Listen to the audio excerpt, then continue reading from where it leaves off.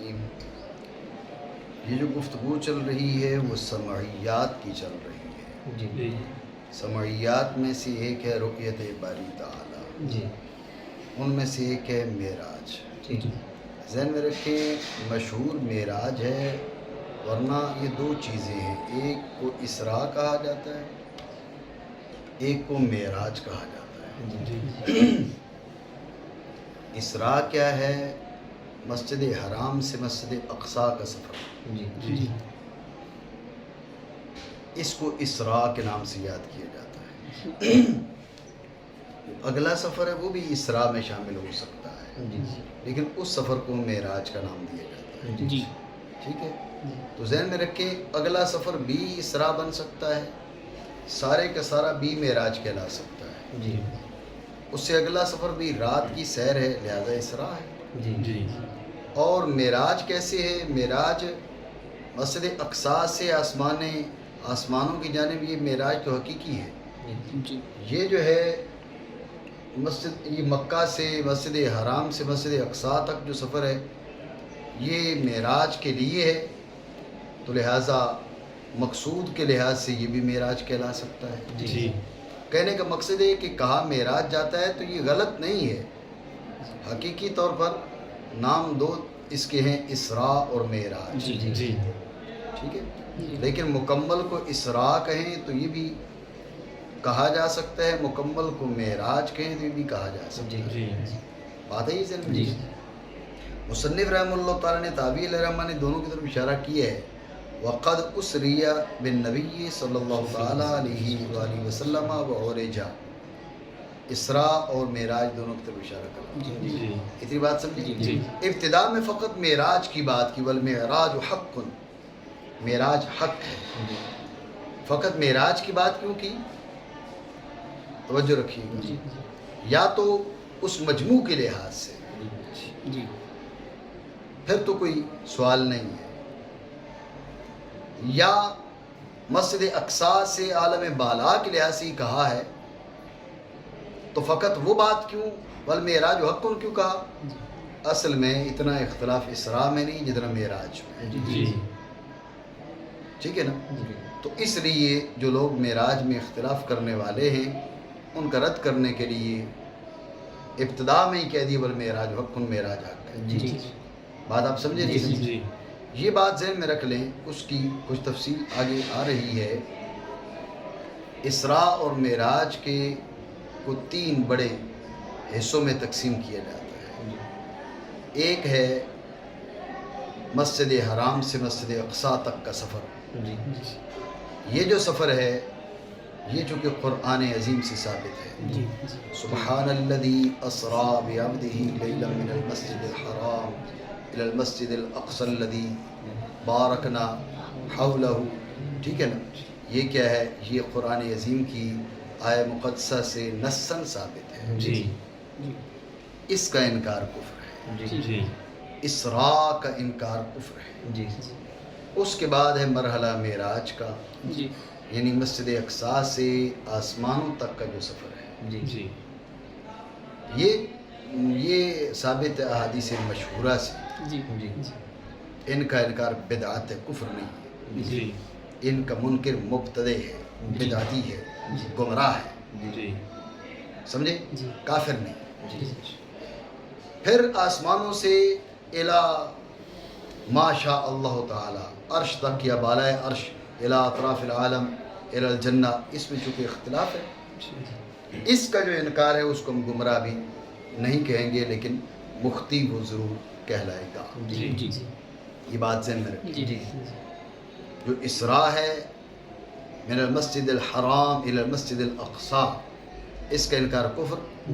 من المسجد الاقصی الی السماء، اس کا انکار بدعت، گمراہی. اور من السماء الی ما شاء اللہ تعالی، اس کا انکار نہ کفر نہ گمراہی، لیکن خطا ضرور ہے.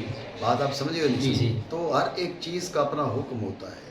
یہ ایک ہی لٹھ مارنا، سب کو ایک ہی ڈنڈی کے ساتھ ہانکنا، یہ شرع شریف کے مزاج کا حصہ نہیں. شرع شریف کا مزاج نہیں. بات سمجھو نہیں؟ میں آج صبح رات کو بلکہ ایک شخص کا میں کلپ سن رہا تھا، تو اس میں وہ کہہ رہے تھے کہ اگر تم اس مسئلہ کو مانتے ہو تو تمہیں تکلیف کیا ہے، تمہیں اعتراض کیا ہے؟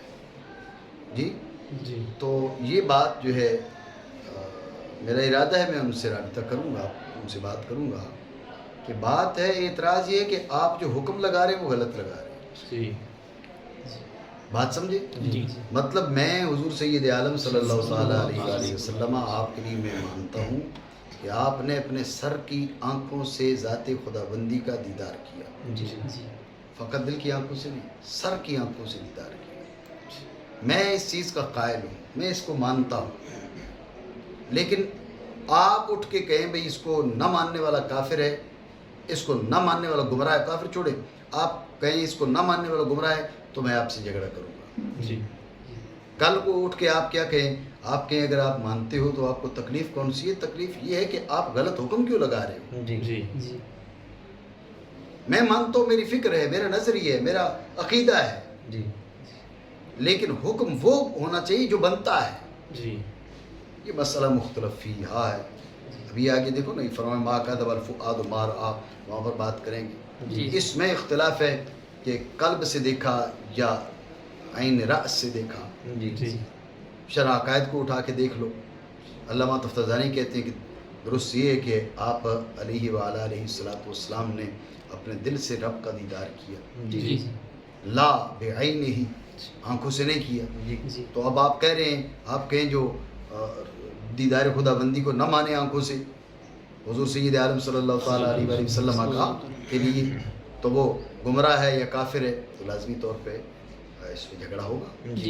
تو کہنے کا مقصد ہے یہ کوئی بات نہیں ہے، یہ آپ مانتے تو آپ تنازع کیوں کرتے؟ تنازع اس لیے کر رہے ہیں آپ مسئلہ غلط بتا رہے ہیں، آپ حکم غلط لگا رہے ہیں۔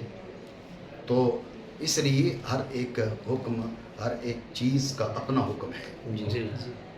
تو جو اسراء من المسجد الحرام الى المسجد الاقصی کا انکار کرے یہ کفر ہے۔ جو من المسجد الاقصی الى السماء کا انکار کرے یہ بدعت ہے، یہ گمراہی، کیونکہ حدیث مشہورہ سے ثابت ہے۔ اور من السماء الى ما شاء اللہ اس کا انکار کرے تو خطا پر وہ بھی ہے، لیکن گمراہ نہیں، کافر نہیں۔ بات آپ سمجھ رہے ہو؟ تو ہر ایک چیز کا اپنا حکم ہے۔ اور معراج حق ہے۔ کہا وقت اسری بالنبی صلی اللہ تعالیٰ علیہ وآلہ وسلم، یہ اسراء کی طرف، سفر اسراء کی طرف اشارہ کر دیا، وعرج سے معراج کی طرف اشارہ کر دیا، ٹھیک ہے، اور پھر اسری سے سبحان الذی اسری بعبدہ کی طرف اشارہ کر دیا، اور اسری سے اس کے رات میں ہونے کی طرف بھی اشارہ کر دیا۔ اگر فقط عرج کہہ دیا جاتا تو رات میں ہونے کا کی طرف اشارہ نہ ہوتا، ٹھیک ہے نا۔ اسریہ سے اسراء کی طرف، عرج سے معراج کی جانب، اسریہ سے سبحان الذی اسری بعبدہ کی جانب، اور اسریہ سے اس بات کی طرف اشارہ کہ یہ رات میں ہوا ہے، یہ رات میں ہوا، ٹھیک ہے نا۔ اسراء کے معنی کیا ہے؟ رات کو لے جانا، رات میں لے جانا، بات سمجھو نہیں؟ اور معراج حق ہے، اور تحقیق نبی صلی اللہ تعالیٰ علیہ وسلم اور رات میں لے جایا گیا اور آپ کو معراج کرائی گئی۔ توجہ رکھیں، پھر اس میں اختلاف ہے کہ آپ کا جسد اقدس سمیت معراج کروائی گئی یا فقط بدن اقدس جو ہے، فقط روح اقدس نے معراج کی، اس میں اختلاف ہے۔ ام المومنین سیدہ عائشہ صدیقہ رضی اللہ تعالیٰ عنہا، آپ سے مروی ہے، آپ کہتی ہیں کہ حضور سید عالم صلی اللہ تعالیٰ علیہ وسلم کا بدن اقدس جو ہے وہ مفقود نہیں ہوا تھا، یعنی بدن اقدس جو ہے وہ موجود رہا۔ تو اس سے یہ سمجھا جاتا ہے کہ شاید آپ کی جو معراج فقط روح سے ہوئی تھی، بدن جو ہے وہ مکہ میں ہی تھا، روح شریفہ نے کیا کیا؟ یہ سارا سفر کیا، بات سمجھے؟ اور اسی طرح پھر اختلاف ہے کہ وہ جاگتے ہوئے ہوئی یا سوتے ہوئے ہوئی۔ بعض حضرات نے کہا، جیسے حضرت معاویہ رضی اللہ تعالیٰ عنہ سے مروی ہے، آپ کہتے ہیں کہ یہ خواب تھا جو آپ نے دیکھا، رؤیا صالحہ، ٹھیک ہے، یہ خواب تھا جو آپ صلی اللہ تعالیٰ علیہ وآلہ وسلم نے دیکھا۔ تو یہ اختلاف ہے۔ تو اس بارے میں جو راجح بات ہے اہل سنت کی جو فکر ہے وہ یہ ہے کہ فقط بروح ہی نہیں تھی، بشخص ہی تھی. جی بات سمجھے؟ جی پھر فی المنام نہیں تھی، فی الیقظہ تھی. جی بات آپ سمجھ رہے ہیں؟ جی تو یہ ہماری جو فکر ہے اس کی دلیل، جی اس کی ایک دلیل تو یہ ہے وہ احادیث صحیحہ جن کے بارے میں موجود ہے حضور سید عالم صلی اللہ تعالیٰ علیہ وسلم فرماتے ہیں یہاں سے کیا وغیرہ وغیرہ ساری کی ساری بات. جی اور ایک اور اہم ترین جو دلیل ہے اس پہ توجہ کریں آپ، جی وہ یہ کہ اگر یہ خواب کا معاملہ ہوتا اور فقط روح کا معاملہ ہوتا تو کسی کو انکار کرنے کی گنجائش تھی؟ آپ کہتے ہیں جی میں آج خواب میں جو ہے وہ حرمین طیبین کی زیارت کر کے آیا، تو دوسرا کہے گا ویسے جھوٹ بول رہا ہے، یہ کیسے ہو سکتا ہے بندہ خواب میں حرمین طیبین کی زیارت کر کے آیا؟ یہ انکار کوئی کیوں کرے گا؟ ادھر جو ہے وہ مشرکین مکہ نے تنازع کھڑا کر دیا، لو بھائی کیسی بات کرتے ہو، پہلے تو ادھر کی باتیں کرتے تھے، ابھی کہتے ہو ہم مسجد اقصی سے ہو کر آگے. حتیٰ کہ ہمارے علماء نے یہاں تک لکھا کہ بعض کمزور ایمان والے مرتد ہو گئی بات سن کے. ارے بھائی تو خواب کی بات ہو رہی ہے تو اس پہ اعتراض کون سا؟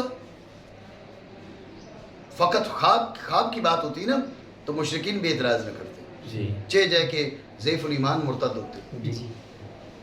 اور حضرت سیدنا ابوبکر صدیق رضی اللہ تعالیٰ عنہ کے بارے میں جو ہمارے اصحاب سیرت نے لکھا، اس مقام پہ آپ کو صدیق کا لقب ملا، تو یہ کون سی بات تھی؟ حضرت سیدنا ابوبکر صدیق کو یہاں صدیق کا لقب ملنے کی کون سی بات تھی؟ جی یعنی یہ جو امتیازی شان ہے حضرت ابوبکر صدیق کی وہ کیسے ظاہر ہوتی؟ جو خواب کی بات تھی، خواب کی تصدیق تو کوئی بھی کر دیتا، اگر اس پہ بودھ نہ ہوتا تو پھر حضرت ابوبکر صدیق رضی اللہ تعالیٰ عنہ کی شان امتیازی ظاہر نہ ہوتی. وہ شان امتیازی ظاہر ہوئی، اس وجہ سے آپ صدیق قرار پائے. بات سمجھو نہیں؟ تو یہ ساری باتیں اس چیز پہ دلالت کرتی ہیں کہ یہ نیند کا معاملہ نہیں تھا، یہ خواب کا معاملہ نہیں تھا، یہ جاگتے کا معاملہ تھا، ورنہ اس اعتراض اور ان ساری باتوں کی کوئی وجہ نہ تھی. بات سمجھو نہیں؟ رہی بات ام المومنین سیدہ عائشہ صدیقہ رضی اللہ تعالیٰ عنہ کی حدیث کی، تو اس میں ہم ام المومنین رضی اللہ تعالیٰ عنہ کو معاذ اللہ خطا پہ نہیں کہتے، ہم یہ کہتے ہیں کہ آپ نے کہا نا جو آپ کا بدن مفقود نہیں ہوا، یعنی آپ کا بدن روح سے جدا نہیں ہوا. آپ کا بدن روح سے جدا نہیں ہوا، یعنی اورجا بے شخص بے جسد ہی و بے روح ہی، یہ مطلب تھا.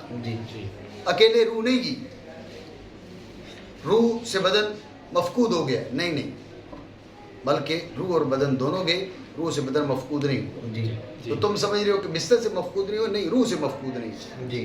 یہ توجیہ ہم کرتے ہیں. بات سمجھے؟ حضرت معاویہ رضی اللہ تعالیٰ عنہ والی جو حدیث ہے اس میں ہم کہتے ہیں برؤیا صالح سے مراد ہے رؤیا عین ہے، رؤیا منام نہیں ہے. اور یہ مجازی اطلاقات کلام عرب کے اندر موجود ہیں. جب کلام عرب کے اندر یہ مجازی اطلاقات موجود ہیں تو اسی پر معمول کیا جائے، ورنہ یہ بات سمجھ میں نہیں آتی. خواب کی بات کرو تو کوئی اعتراض کیوں کرے گا؟ بات سمجھو؟ ٹھیک ہو گیا. تو یہ اور جب شخص سے ہی یہ راجے رائے کی طرف و فی الیقظۃ راجے رائے کی طرف. بات سمجھے نہیں؟ مانا بلند کیا گیا آپ علیہ وآلہ السلام کی ذات والا کو جسد عقل سمیت جاگتے میں آسمان کی جانب. اچھا بعض نے کہا کہ بے شخص ہی مسجد اقصی تک ہوا، آگے روح کا سفر تھا، تو فی الیقظۃ الی السماء سے اشارہ کر دیا کہ نہیں، آسمانوں کی جانب بھی جاگتے ہوئے اور بے جسد ہی ہوا. سمجھے بات کو؟ آسمان کی جانب ہے، پھر طرف اس کے جہاں اللہ تعالیٰ نے چاہا بلندیوں سے. توجہ رکھیں. اسریا الی السماء ثم الی حیث شاء اللہ، یہ اس کے تین انہی درجات کی طرف اشارہ کیا جو میں نے آپ کو بتایا. اسریا من المسجد الحرام الى المسجد الاقصى الى السماء دوسرا درجہ، ثم الى حيث شاء اللہ تیسرا درجہ. اس لیے یہ اسلوب اختیار کیا، ورنہ کہہ سکتے تھے وَعُرِجَ بِشَخْصِهِ فِي الْيَقْظَةِ إِلَى حَيْثُ شَاءَ اللَّهُ تعالیٰ، یہ کہہ سکتے تھے بھئی جہاں تک اللہ نے چاہا. یہ کہہ دیا جاتا. سما کیوں کہا؟ تو سما اصل میں اس اختلاف کی طرف اشارہ کرتے ہوئے ان سفر کی حیثیات کے اختلاف کی طرف اشارہ کرتے ہوئے پہلے سفر کی حیثیت مختلف ہے، دوسرے کی عورت اسی کی عورت. اور ایک اور بات بھی ہے نا، الہ حیث شاء اللہ تعالیٰ فقط کہا جاتا ہے، الہ سمانا کہا جاتا، تو ہو سکتا ہے کوئی سوچتا ہے یہ بس چاند تک گئے تھے واپس آ گئے، یہ بھی تو بلند ہے نا، سورج تک گئے تھے واپس آ گئے، کہا نہیں آسمان تک تو مانو نا، پھر وہاں سے آگے نہ جانے کہاں تک. بات آپ سمجھ. پھر کہا کہ الہ حیث شاء اللہ تعالیٰ، طے نہیں کیا، یہ اختلاف کی طرف اشارہ کر دیا. بعض نے کہا جنت کی طرف، بعض نے کہا ساتویں آسمان، بعض نے کہا عرش تک، بعض نے کہا الہ فوق العرش، بعض نے کہا الہ اطراف العالم. کیونکہ اختلاف اقوال ہے اس لیے انہوں نے سب کو جمع کرنے کے لیے کیا کہا، الہ حیث شاء اللہ تعالیٰ من الغلا، بلندیوں میں سے جہاں تک رب نے چاہا، رب جانے، رب کا بھی جانے، جو لے گیا جو گئے وہ جانے. بات سمجھے. اور اللہ رب العالمین نے انہیں عزت سے نوازا، ساتھ اس کے جو چاہا، اور ان کی جانب بہت کچھ وائی فرمائی. یہ جو ہوتا ہے نا، یہ ابہام مفعول میں، علم معنی کے اندر یہ بات موجود ہے. ابہام مفعول کے اندر جو ہوتا ہے نا، یہ گویا کہ یوں کہا جاتا ہے کہ یہ چیز لفظوں کی قید میں نہیں آ سکتی.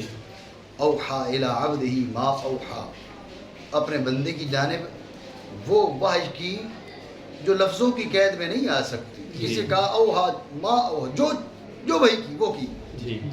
اس کا یہ مطلب نہیں کہ معنی ترجمہ یہ نہیں کریں گے اپنے بندے کی طرف وہ وحی کی جو کی، یہ ترجمہ نہیں کریں گے، بلکہ اس کا حاصل معنی یہ ہے اپنے بندے خاص کی طرف وہ وحی کی جو الفاظ کی قیود و حدود سے پاک ہے، الفاظ کی قیود و حدود میں آ نہیں سکتی.